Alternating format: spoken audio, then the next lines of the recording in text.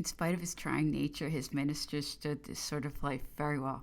Of justice, there was one minister, Rainier, from 1802 to 1813, of war from 1800 to 1807, Berthier from 1807 to 1814, clerk of the administration of war from 1802 to 1810, Deschamps of naval affairs from 1801 to 1814, Decree of finance from 1799 to 1814, Gaudin of the public treasury from 1801 to 1806, Brevet Marvois from 1806 to 1814, Moulin at the ministries of the interior and foreign affairs. The holders of the office changed a little more frequently, but at the interior it was not because ministers, with the exception of Créteil, were worn out by work.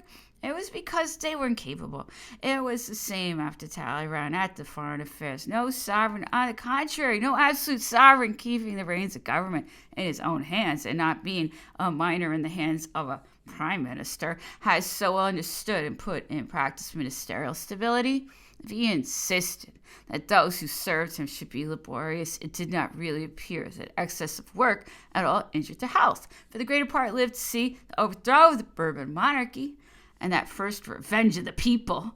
Returning to the emperor, the 3 days of July, it is he who takes the largest share of the work. He alone grasps everything. He alone, in the crucible of his brain, mixes and melts together all these materials brought from all parts. He alone, with his enormous appetite, swallows and digests that which crowds in from all the ends of the earth to supply his terrible hunger. He alone never halts, and without fatiguing himself in the shafts, without panting at the ribs, without complaining of what he has to do, without feeling fatigue, he draws this car into which he has thrown haphazard slices of Europe. Under his unceasing effort, the machine advances, and at what a speed!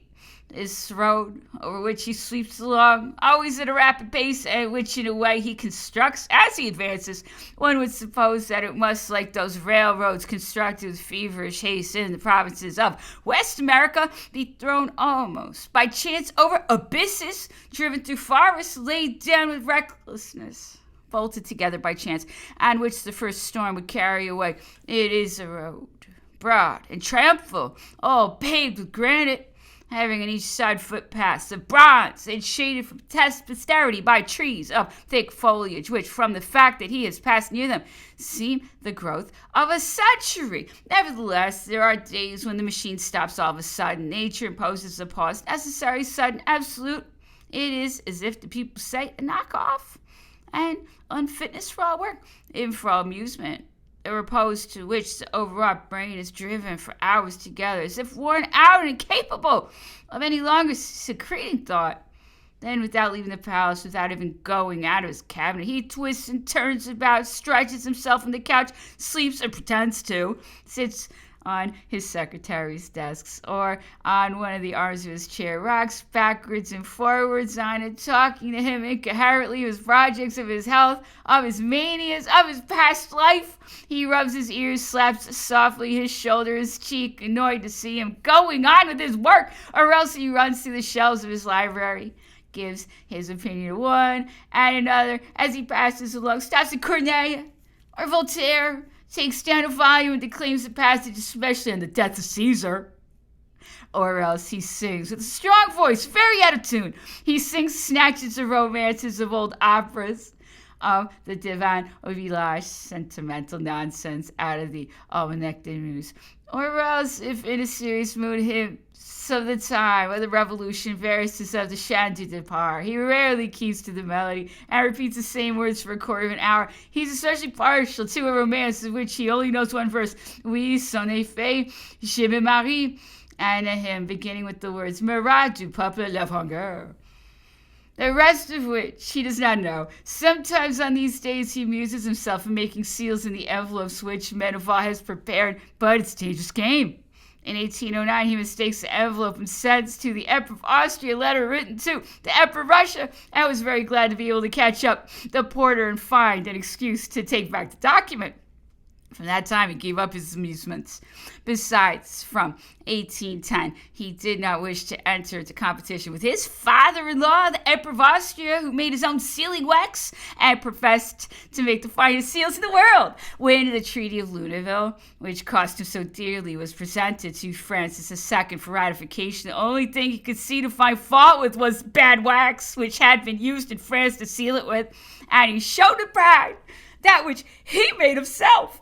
At other times, Napoleon went off to the chase, preferring hunting to shooting, for it was the desire for exercise which was the inducement in hunting, and what he principally sought for was physical fatigue, which was a relaxation to the brain occasionally, but this was, on a very rare occasion, at the height of his power, frequent only during the winter of 1813. He went accompanied by the Grand Marshal, followed by an aide-de-camp, to visit some monument in course of construction, or simply to walk about Paris. These excursions had a political object in the same way as the increased frequency of the hunt, particularly when he returned from a campaign, seems to have the purpose of carrying him off again to the war, or in his latter days is a direct answer to the English newspapers, which made out that he was dying and incapable of taking horse. Once again, hunts, walks, excursions form an exception in his days. If at evening he goes to sleep at Malmaison or at Saint Cloud, having completed his work and finished his task, it is with the object of having a breath of fresh air in the morning, and of installing himself in a tent pitched on the little bridge which joined his apartment with the park, to read his dispatches. He loves working in the open air. And if he had a certain dislike for the Tuileries, it was because there he could not even open a window, that there was not even a slip of garden to take a turn in between two dictations, or to quicken his thought. He continued to love the fresh air. But who dated his letter to Matteo Botafogo from his cabinet of Milelli, that grotto where the sight loses itself over the Gulf of Ajaccio, the Ile Sanguinaire, the blue immensity favorable to dreams.